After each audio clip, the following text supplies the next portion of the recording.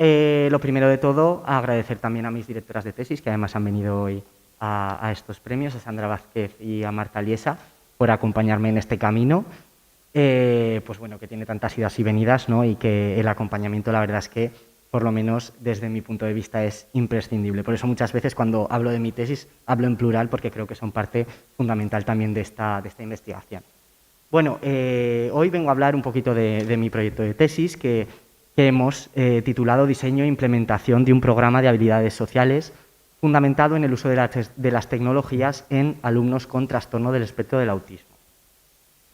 Voy a seguir esta pequeña estructura porque creo que así será más fácil de comprender y de poder sintetizar en 10-12 minutos lo que es el proyecto de tesis doctoral. Hablaré primero un poco de la contextualización, del estado de la cuestión en relación al trastorno del espectro del autismo y las tecnologías, para luego centrarme ya en los objetivos y en todo lo que tiene que ver con el método y la metodología, los instrumentos que hemos utilizado, los sujetos o la muestra que ha participado, para finalmente hablar un poco del diseño del programa de habilidades sociales fundamentado en las tecnologías y algunos resultados y conclusiones que hemos extraído, porque como veremos aún estoy en ese proceso de análisis, entonces tampoco tenemos todas las conclusiones. Bien, la tesis doctoral se centra en el trastorno del espectro del autismo. La Asociación Americana de Psiquiatría habla de que es un trastorno del neurodesarrollo y, sobre todo, nos indica que tiene dos aspectos afectados. Por un lado, aparecen dificultades en el ámbito de comunicación y relación social, y por otro también hay una aparición de patrones repetitivos y restringidos de conducta.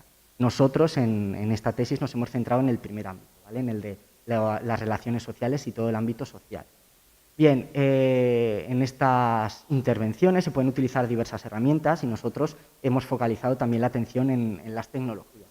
¿Por qué? Bueno, diversos estudios nos indican de que es interesante y es productivo, es eficaz utilizar las tecnologías en la intervención en personas con TEA. ¿Y por qué? Ahí aparecen algunas de las características intrínsecas de las tecnologías que facilitan la intervención a la hora de educar, ¿no? Y estar con las personas con trastorno del espectro del autismo.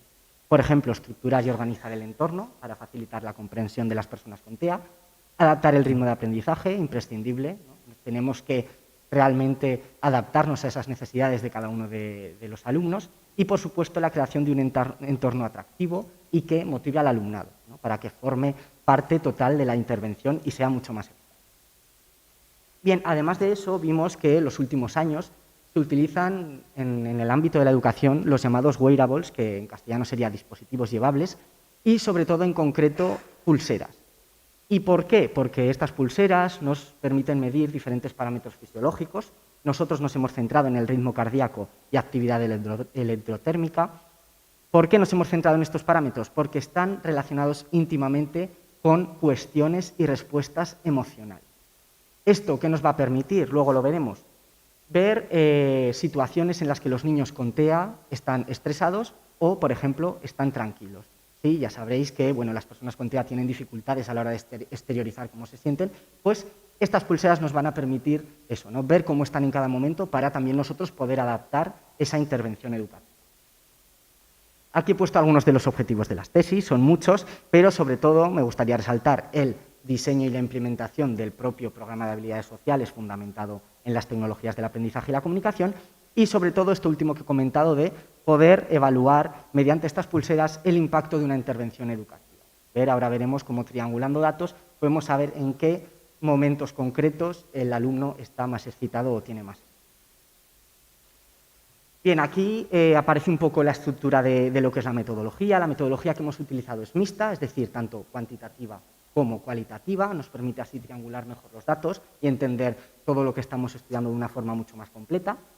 El diseño es cuasi experimental, como veremos ahora, los sujetos no se han escogido de manera arbitraria.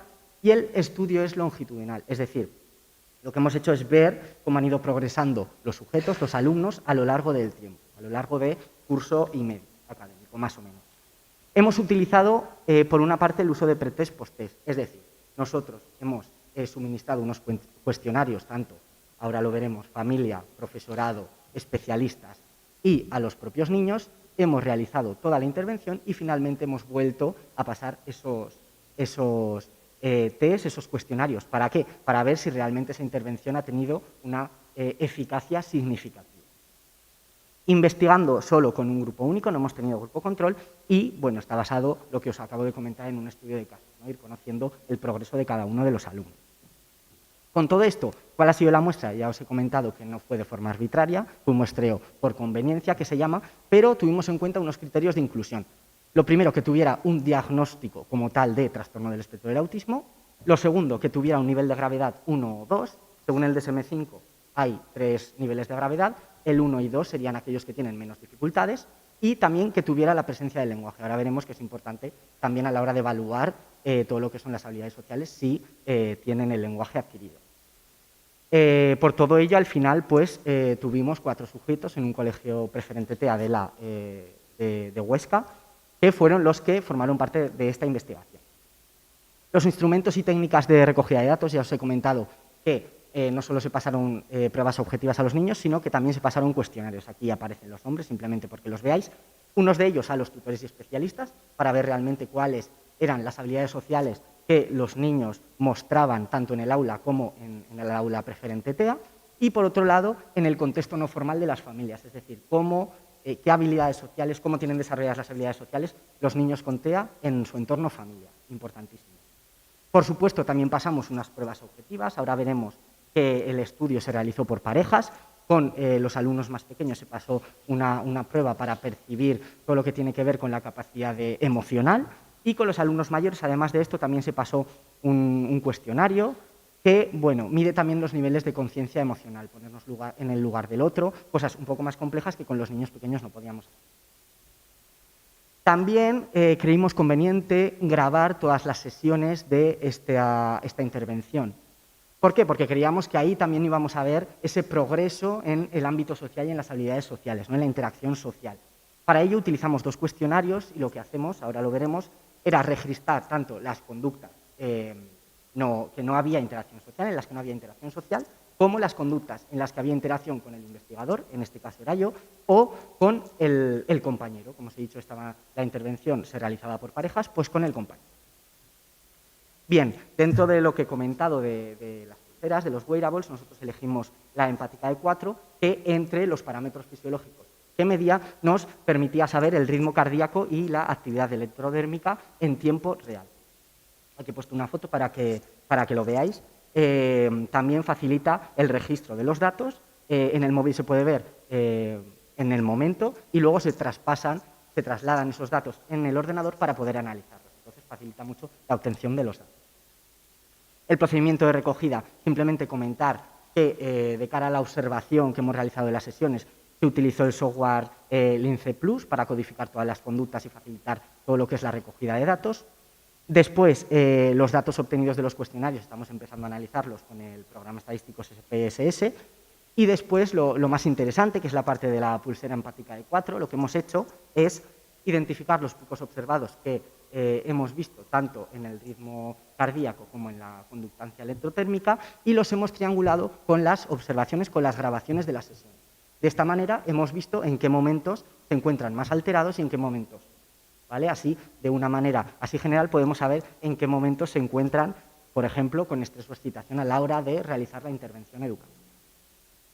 Bien, simplemente a grandes rasgos comentaros el programa de habilidades sociales, que ha sido parte también de la tesis, ¿no? El diseñarlo, el confeccionar este programa de habilidades sociales.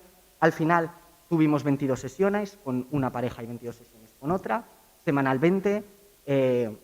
A consecuencias del COVID lo hemos hecho en 2 cursos académicos. En un principio iba a ser durante el curso 2019-2020, lo hemos tenido que ampliar.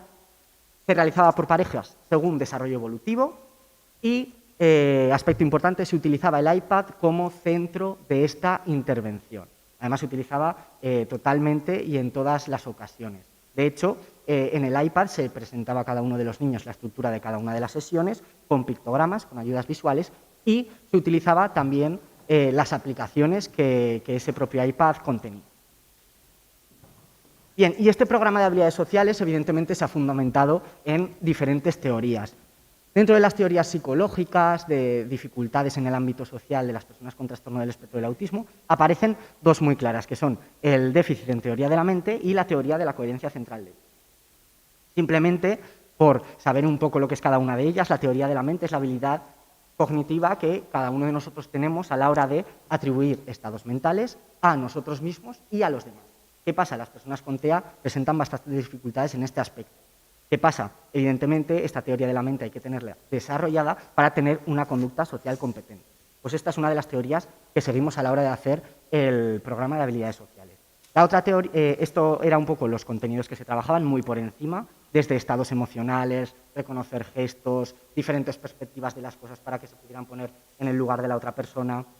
Y por otro lado, la teoría de la coherencia central de Will, que básicamente nos habla de que nosotros como personas neurotípicas tendemos a integrar la información en un todo y esto es algo básico a la hora de ser competentes socialmente. ¿Qué pasa? Las personas con TEA no. Las personas con TEA realmente miran el mundo y recogen esa información de manera fragmentada. Entonces también nos basamos en esta pequeña teoría. Algunos aspectos claves que trabajamos, algunos contenidos, identificar partes de un dibujo, hacer diferentes puzzles, adecuar objetos, animales a contextos determinados, tienen muchas dificultades. Pues trabajamos a partir de ahí. Bien, algunos resultados y conclusiones que, como os he comentado, algunos de ellos no aparecen aquí porque estamos en el proceso de análisis.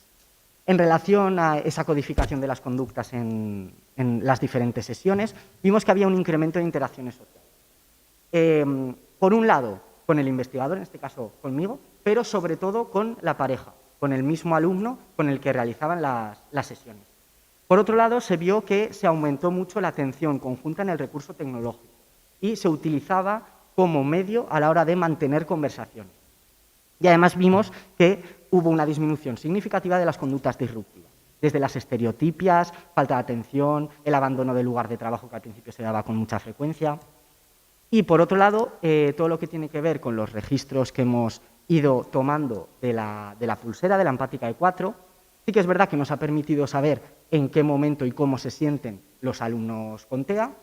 Ha habido un aumento del ritmo cardíaco y una variación de la EDA, es decir, ha mostrado intranquilidad, sobre todo a la hora de tener dificultades de comprender la tarea y en la espera de turnos, que es un aspecto también muy característico de las personas con TEA, pero sí que es verdad que ha habido una situación mucho más relajada cuando los sujetos tenían centrada la atención en el recurso tecnológico. O sea que ha habido ahí un cambio significativo importante que nosotros queríamos resaltar. Por último, simplemente decir que esperamos que los resultados de los cuestionarios que hemos pasado también nos revelen un poco ese cambio significativo, no solo en la propia sesión o en el propio programa de intervención, sino también en el aula y en el resto de contextos, que es lo importante, ¿no? El poder generalizar esas habilidades sociales y, bueno, ver que realmente las tecnologías se pueden utilizar como un recurso y una herramienta eficaz en la intervención educativa. Muchas gracias. Aquí tenéis las referencias. Cualquier pregunta o duda que tengáis, estaré a vuestra disposición. Muchas gracias.